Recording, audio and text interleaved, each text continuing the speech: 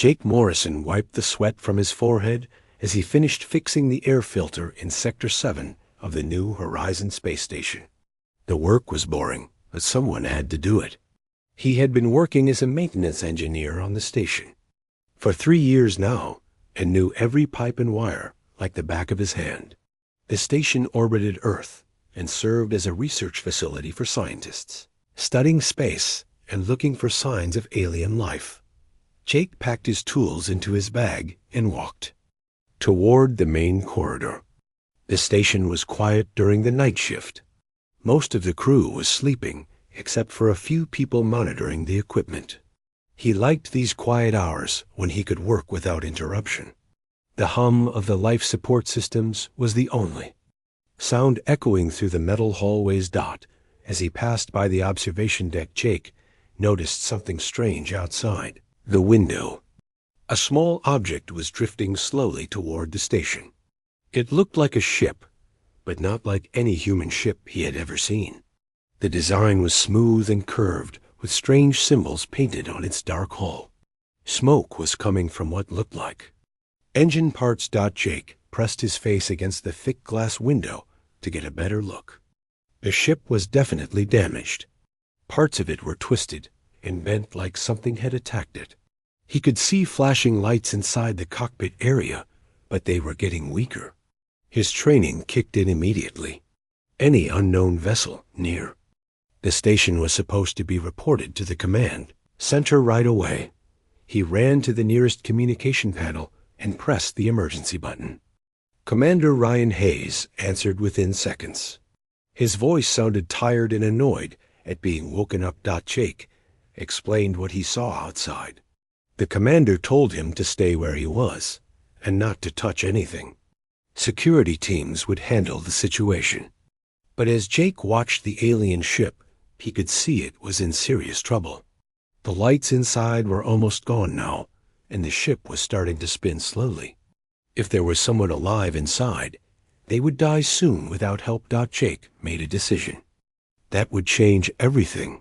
He ignored the commander's orders and ran toward the docking bay. He had worked on the station long enough to know how to operate the emergency rescue equipment.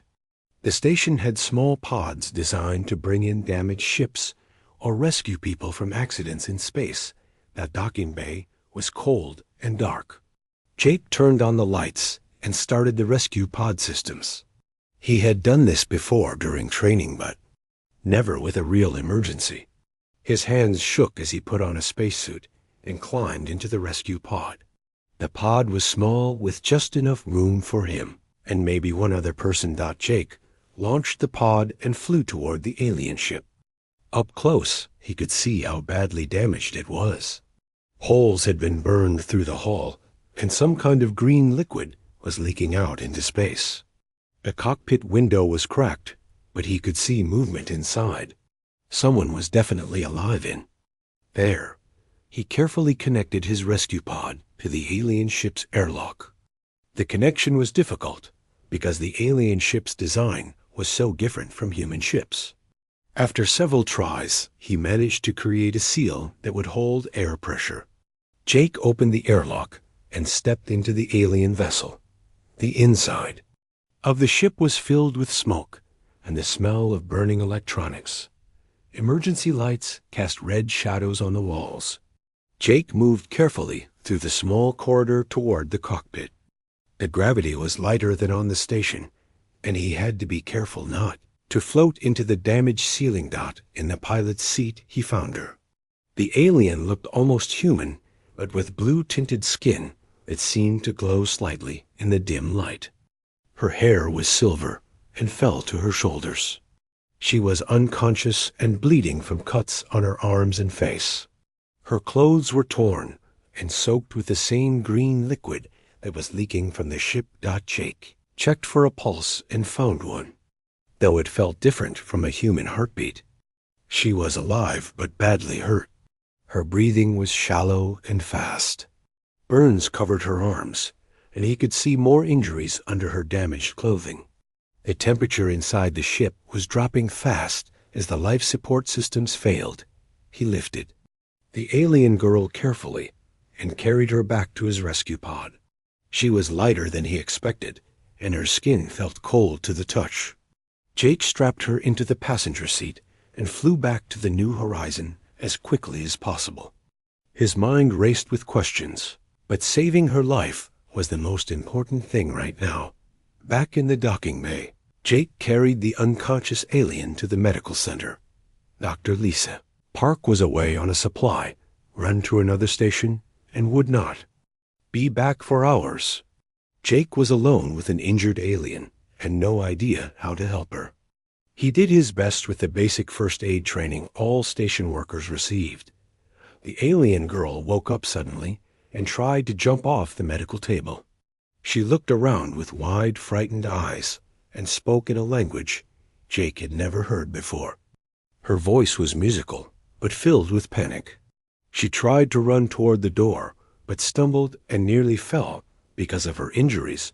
Jake held up his hands to show he meant no harm. The alien girl backed against the wall and watched him carefully. She was shivering from cold and fear. Her silver hair was still wet from the green liquid, and water dripped onto the floor. She looked so scared and alone that Jake's heart went out to her. Without thinking about it, Jake grabbed a clean white towel from the medical supplies. He walked slowly toward the alien girl and held out the towel with a gentle smile. He wanted to help her feel better and stop her from shivering. It seemed like such a simple and normal thing to do. The alien girl's reaction was not what Jake expected at all. The alien girl stared at the towel in Jake's hands for a long moment. Then she dropped to her knees on the medical bay floor. Tears began flowing down her blue cheeks as she spoke rapidly in her own language. Her voice was filled with emotion that Jake could not understand. She reached out with shaking hands and touched the towel like it was made of gold. Jake had no idea what was happening. He knelt down beside her and gently placed the towel around her shoulders. The alien girl looked up at him with eyes that seemed to hold 1,000 questions. She wrapped the towel tightly around herself and continued crying. Jake felt completely lost, but stayed close to make sure she knew he was trying to help. Commander Ryan Hayes burst through the medical bay doors with 2 security officers. They had weapons ready, but stopped when they saw the scene. The alien girl was sitting on the floor, wrapped in a towel, while Jake knelt beside her speaking in calm and gentle tones. It was not exactly what they had expected to find. Ryan looked from Jake to the alien and back again. He had been the station commander for 5 years and had dealt with many strange situations, but never anything like this. The alien looked so human that it was almost shocking. If not for her blue skin and silver hair, she could have passed for a young woman from Earth. Dr. Lisa Park arrived an hour later with supplies from her trip to the research station on Mars. She found Jake still sitting with the alien girl who had fallen asleep wrapped in the towel. Lisa immediately began examining the alien's injuries, while Jake explained what had happened. The doctor was amazed by how similar the alien's biology was to human biology. When the alien girl woke up again, Lisa was scanning her with medical equipment. She seemed less frightened now, but still watched Jake carefully.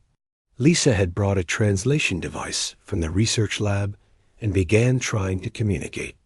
The device was designed to learn new languages by analyzing speech patterns and finding common meanings. After several hours of patient work, the translation device began producing words they could understand. The alien girl's name was Zira, and she came from a place called the Kethai Empire. She kept looking at Jake and saying something that the translator rendered as surprise or shock. She seemed unable to believe that he had helped her without asking for anything in return. Through broken translation, Jake learned that Zira was a scout ship pilot. Her job was to explore new star systems and report back to her people about any civilizations she found. She had discovered humans several months ago and had been watching Earth and its colonies from a distance. What she saw had confused and frightened her. Zira explained that the HFY Empire conquered other species and made them into slaves. Her people believed that strength was the only thing that mattered in the universe. The strong took what they wanted, and the weak served. Or died. This was the natural order as far as her people knew. Every species they had ever met followed these same rules. But humans were different. Zira had watched human ships rescue crews from damaged vessels, even when it put them in danger. She had seen humans share resources with colonies that had nothing to offer in return. She had observed human soldiers risk their lives to protect civilians they had never met. None of this made sense according to everything she had been taught. The most confusing thing was that humans seemed to help each other by choice. In HFY society, help was given only when forced by stronger individuals or when payment was guaranteed. The idea that someone would choose to help a stranger was completely foreign to her culture. Zira had thought the humans she observed were somehow being controlled or forced to act this way. Jake listened to her story with growing concern. Through the translator, he learned that a HFY invasion fleet was already on its way to human space. Over 200 warships filled with soldiers who believed humans were weak because of their kindness. Zira had tried to report her observations to her commanders, but they had dismissed her findings as impossible. When Zira attempted to steal data about human military capabilities to prove her point, she was discovered by HFY security forces. They accused her of being infected by human weakness and ordered her arrest. Zira had escaped in her scout ship, but patrol vessels had caught up with her just outside human space. The damage to her ship came from weapons fired by her own people. Dr. Lisa Park finished treating Zira's injuries and declared her stable, but still weak from blood loss.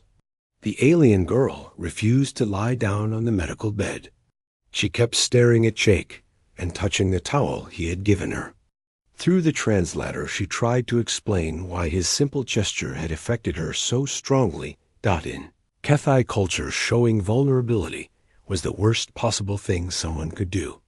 It marked you as weak and invited attack from others. Offering comfort to someone who was vulnerable was seen as encouraging weakness. No HFY would ever give aid to a stranger without demanding payment or submission first. The concept simply did not exist in their society. When Jake had offered her the towel, Zira thought she was dreaming or hallucinating from her injuries. No rational being would show kindness to an enemy without some hidden motive. She had expected torture or death when the humans found her. Instead, she received medical care and comfort from someone who had never seen her before and owed her nothing. Commander Hayes called an emergency meeting with the station's senior staff. The news about the incoming invasion fleet was serious enough, but Jake's interaction with Zira had revealed something potentially more important. If one simple act of kindness could shock an alien so completely, then perhaps humans had advantages. They had never considered. Jake found himself thinking about his childhood on Earth. His parents had taught him to help people who needed help. It was just what decent people did. He had never thought of kindness as a human trait that other species might not share. The idea that offering a towel to someone who was cold and scared could be seen as revolutionary seemed impossible to believe. But Zira's reaction had been real. The tears in her eyes and the shock in her voice could not be faked. Jake began to understand that humanity might be facing an enemy that had never encountered mercy or compassion. The HFY Empire sounded like a nightmare civilization, built on cruelty and domination.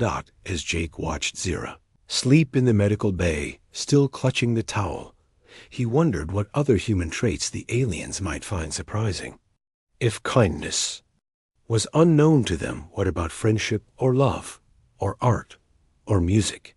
What kind of empty existence did these creatures live, and could they be taught a better way? Commander Ryan Hayes stood in the communications center sending urgent messages to Earth Defense Command. The information Zira had provided about the incoming HFY fleet was detailed and terrifying.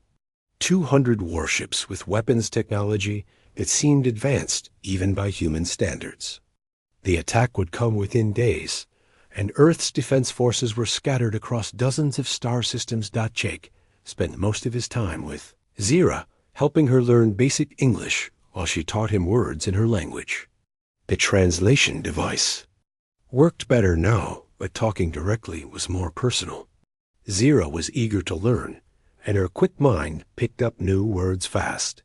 She seemed fascinated by everything about human culture, especially the small kindnesses that Jake thought were normal. When Jake brought her food from the station cafeteria, Zira was amazed that he did not make her work for it or demand payment. When Dr. Lisa Park checked her injuries without causing extra pain, Zira asked why the doctor was being so careful. These simple acts of consideration were completely foreign to someone raised in Cathay society. Zira explained that in her world, food was earned through labor or taken by force. Medical treatment was given only to those who could fight effectively. The weak were left to heal themselves or die. Doctors existed, but they served only the military and the ruling classes. The idea that healing was a profession dedicated to helping anyone who needed it was revolutionary to her. Jake learned more about Cathay culture and found it hard to believe such a society could exist. Children were taken from their families at age 5 and raised in military schools where they learned that sympathy was weakness. Art and music were forbidden, except for war songs and propaganda. Even basic friendship was discouraged because emotional bonds might interfere with military efficiency. The Cathay had conquered dozens of species across their region of the galaxy. Each conquest followed the same pattern. They would study a species from a distance and attack with overwhelming force. Resistance was crushed completely, and survivors were forced into slavery. The conquered worlds became resource extraction, sites with their populations working until they died. But Zira told Jake that the Empire was having problems. Conquered species kept rebelling even after generations of slavery. The Cathay could not understand why defeated enemies would not accept their fate and serve peacefully. Rebellions had to be crushed again and again using more and more military resources. Some worlds had been completely destroyed rather than deal with constant uprisings. Jake began to understand that the Cathay Empire was powerful but also fragile. A society built entirely on fear and domination had no way to create genuine loyalty. Their slaves served only because they had no choice and would turn against their masters the moment they saw an opportunity. The empire grew larger but also more unstable with each conquest. Dr. Lisa Park ran detailed scans on Zira and discovered that Cathay biology was remarkably similar to human biology. They breathed the same air, ate similar foods, and had comparable lifespans. The main differences were the blue skin tone and enhanced night vision. Zira explained that her people had evolved on a world with less sunlight than Earth, which explained the physical adaptations. What fascinated Lisa more than the physical similarities were the psychological differences. Zira's brain scans showed areas of development that were completely different from human patterns.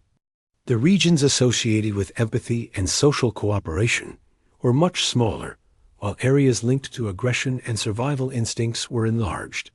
It was as if the Cathay had evolved to be natural predators, while humans had evolved to be natural cooperators.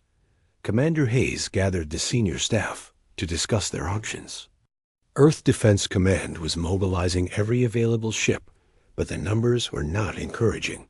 Humanity had perhaps 50 major warships spread across their territory compared to the Cathay fleet of 200. The technological gap was unknown, but probably favored the aliens who had been conquering other species for centuries. Jake suggested that maybe they were thinking about the problem wrong. The Cathay expected humans to fight like every other species they had conquered. But what if humans did something completely unexpected? What if they tried to communicate instead of just fighting. Zira had shown that at least some Kethai could learn to see things differently. The idea seemed crazy to most of the staff, but Commander Hayes was desperate enough to consider anything. He authorized Jake to work more closely with Zira to learn everything possible about Kethai psychology and culture. If they were going to try something unconventional, they needed to understand their enemy completely. Zira was eager to help, but also terrified of what her people would do to humans. She had seen the aftermath of Kethai conquests and knew how brutally efficient their military was. The Empire had never lost a major battle, and their soldiers were trained from childhood to show no mercy. She worried that human kindness would be seen as weakness and exploited ruthlessly. Jake spent hours talking with Zira about human history and culture. He told her about wars where enemies became allies and conflicts that ended in peace treaties instead of total destruction. He showed her pictures of art and music and literature that humans had created. Zira was amazed that humans spent time and energy on things that had no military value. The concept of beauty was especially difficult for Zira to understand. Kethai society had no equivalent word in their language. Everything in their culture served a practical purpose related to survival or military power. The idea that humans would create something simply because it was beautiful or moving or inspiring made no sense to her at first. Jake realized that he was not just teaching Zira about human culture. He was also learning about himself and his own species. Things he had always taken for granted, like friendship and art and kindness, were actually remarkable achievements. Humans had built a civilization based on cooperation and mutual respect rather than fear and domination. As reports came in about the approaching Kethai fleet, Jake wondered if human values would be strong enough to survive the coming test. The Empire had conquered every species they had ever encountered, but none of those species had ever offered a towel to a frightened enemy. The Kethai invasion fleet dropped out of faster-than-light travel at the edge of human space like a storm cloud blotting out the stars. General Thrakvin stood on the bridge of his flagship, watching the long-range sensors identify human settlements and military positions.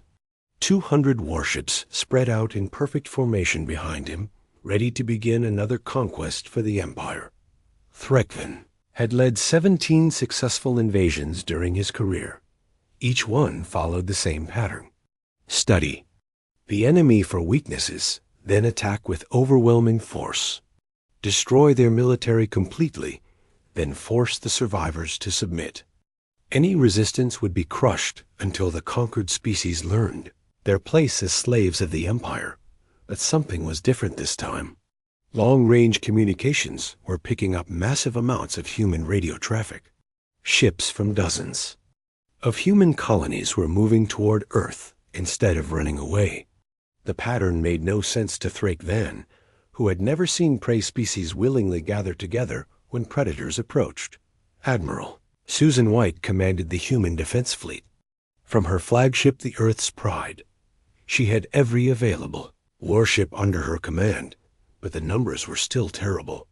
57 human vessels against 200 alien attackers. The technological advantage was unknown, but probably favored the enemy. Yet ships kept arriving from remote colonies as word spread about the alien threat. What amazed Admiral White was not just the number of volunteers, but their motivation. Colony ships designed for cargo transport had been hastily fitted with weapons. Mining vessels carried improvised missile launchers. Even civilian passenger ships had joined the fleet, with whatever weapons their crews could install. Humanity was coming together to fight for their home world. Jake Morrison stood on the bridge of the New Horizon, watching the alien fleet approach through the observation windows. Zira stood beside him, wearing a modified human uniform that Dr. Lisa Park had made for her. The alien girl had insisted on staying, despite offers to evacuate her to safety. She wanted to help prevent the war that was about to begin. Admiral White opened communication channels with the HFY fleet when they reached the outer planets of the solar system. Her message was broadcast on all frequencies, so every ship in both fleets could hear it. She offered the aliens safe passage home if they would turn around and leave human space peacefully. She invited them to send representatives for diplomatic talks instead of fighting.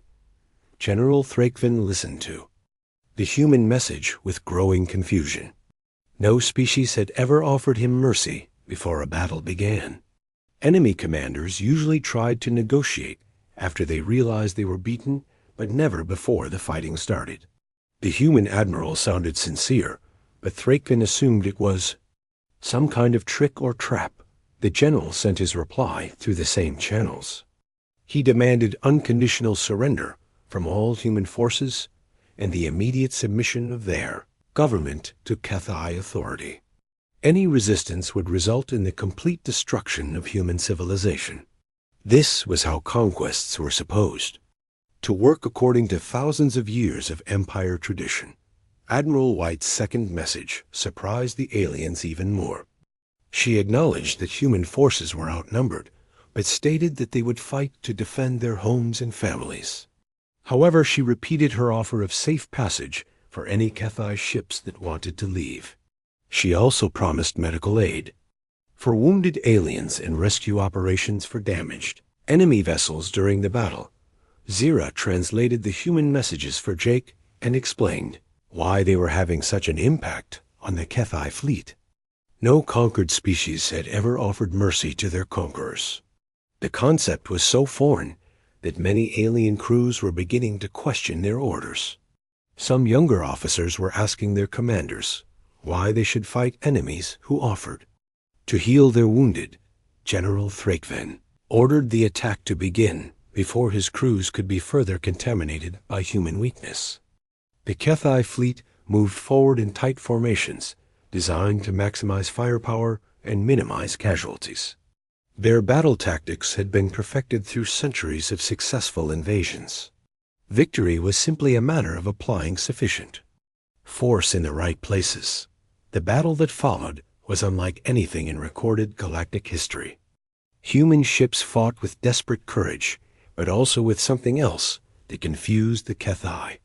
When human vessels were damaged, other ships immediately moved to protect them, even when it put the rescuers in terrible danger. Escape pods from destroyed ships were recovered instantly, and their crews transferred to other vessels to continue fighting. Jake watched the battle from the New Horizons observation deck as Admiral White coordinated the defense of Earth. Human tactics were completely different from what the HFY expected. Instead of trying to match alien firepower directly, the humans used speed and teamwork to confuse and outmaneuver their enemies. Single human ships would dart in to attack, then retreat while their squad mates covered them. The most shocking moment came when a damaged HFY cruiser lost power and began drifting helplessly. Its crew sent desperate distress signals, expecting to be ignored by human forces. Instead, Admiral White immediately dispatched rescue ships to assist the enemy vessel. The human ships provided emergency power and medical aid to aliens who had been trying to kill them minutes before. Zira explained to Jake that this act of mercy toward enemies was completely incomprehensible to HFY thinking. In their society, wounded enemies were left to die or finished off to prevent future problems. The idea that humans would risk their own people to save alien lives was so alien that many HFY crews stopped fighting just to process what they had witnessed. General Thrakven became increasingly frustrated as the battle continued. His numerical advantage was being negated by human tactics that made no logical sense. Enemy ships worked together with a coordination that seemed impossible without some kind of hive mind control. But communications intercepts showed human crews making independent decisions based on trust and mutual respect. The turning point came when a group of young HFY pilots abandoned their attack formations and began fighting alongside human ships. They had been listening to Zira's broadcasts about human kindness and decided they wanted to experience this strange concept for themselves. Their defection created chaos in the alien fleet as officers tried to stop the rebellion from spreading. Admiral White seized the opportunity and broadcast another offer of mercy. Any HFY ships that stopped fighting would be allowed to leave safely. Those who wanted to stay and learn about human culture would be welcomed as guests.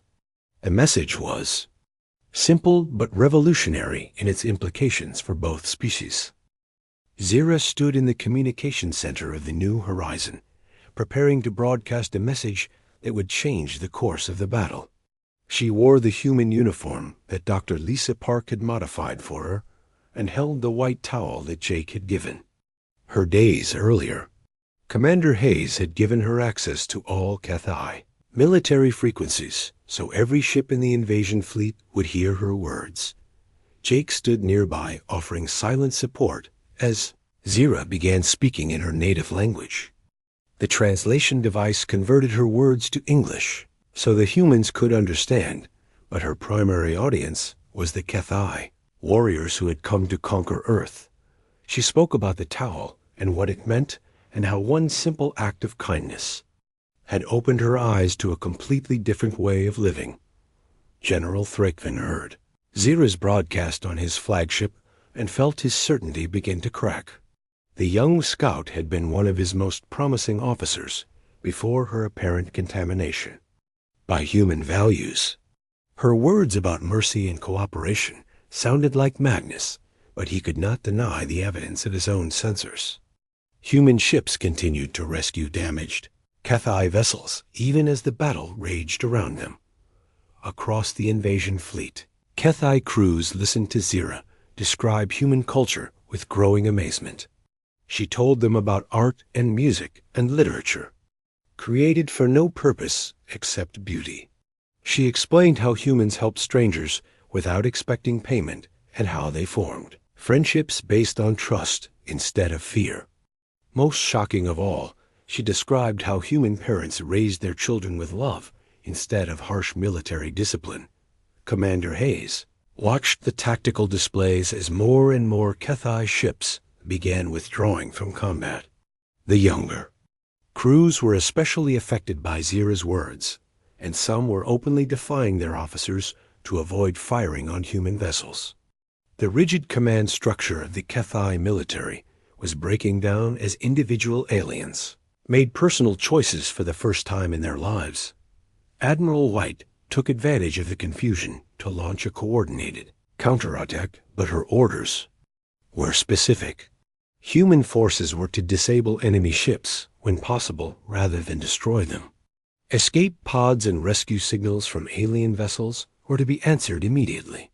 The goal was not to slaughter the HFY, but to demonstrate that there was another way to resolve conflicts. Dr. Lisa Park worked frantically in the medical bay, treating wounded from both sides. Injured HFY prisoners were given the same care as human casualties. The alien soldiers were amazed by this treatment, especially when human doctors used precious medical supplies to save enemy lives. Several HFY warriors asked to defect, rather than return to their fleet, where mercy was seen as mental illness. Jake watched a damaged human fighter spiral out of control near the station. The pilot was unconscious, and his ship was heading for a collision with the station's solar panel array. Without hesitation, Jake ran to the emergency hangar and launched a rescue pod. He had done this once before when he saved Zira, and the procedure was becoming familiar. General Thrakven saw Jake's rescue pod approaching the damaged fighter and realized this was an opportunity to end the human resistance. He personally piloted an attack craft toward the station, intending to destroy both the rescue pod and the facility. If he could kill the humans who had corrupted his scout officer, maybe his fleet would remember their duty to the Empire. Jake managed to dock with the damaged fighter and transfer the injured pilot to his rescue pod. As he turned back toward the station, he saw the general's attack craft approaching fast with weapons charging. There was no time to reach the station's defensive systems, and his rescue pod had no weapons. Jake prepared to die saving a fellow. Human, just as he had risked his life to save an alien. The attack never came. 3 HFY fighters from the General's own fleet intercepted his craft and disabled its weapons. The alien pilots broadcast their intentions on open channels, so everyone could hear. They refused to allow their general to attack someone who was saving lives. The concept of rescue was more important to them now than military orders. General Thrakven's ship was forced to land in the New Horizons docking bay. Jake was there waiting when the alien commander emerged from his damaged craft. The general expected to be executed or tortured as he would have done to captured enemies. Instead, Jake offered him medical attention and helped him walk to the station's medical bay where Dr. Lisa Park began treating his injuries. As Jake bandaged a cut on the general's arm. Thrakven finally understood what his scout officer had tried to tell him. Humans were not weak because they showed kindness. They were strong because they chose to help others even when it cost them something.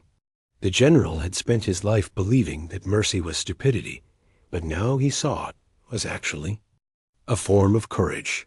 Admiral White's final broadcast to the HFY fleet was heard throughout human space and beyond.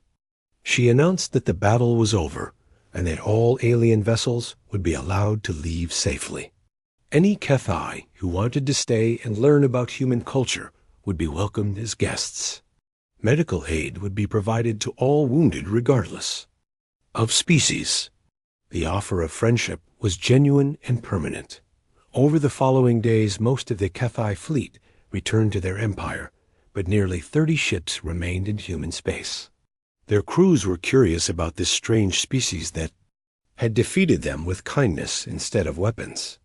Jake found himself appointed as the first director of interspecies relations, a job that involved teaching aliens about human values and customs. Zira became the official HFY representative to humanity and worked to establish peaceful contact between their civilizations. She kept the white towel that Jake had given her and displayed it in her office as a symbol of the moment when everything changed. Visitors from both species would ask about the towel, and she would tell them the story of how one simple act of human decency had prevented a war. General Thrakven remained on the New Horizons station for several months, learning about human society. He was especially interested in how humans raised their children with love and encouragement instead of fear and punishment. When he finally returned to HFY space, he carried with him ideas that would slowly transform his people's understanding of strength and weakness.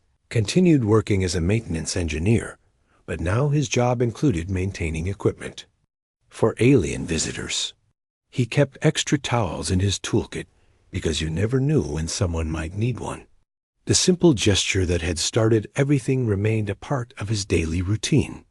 Sometimes the smallest acts of kindness could change the entire galaxy, and Jake Morrison had proved that humans would always choose compassion over conquest.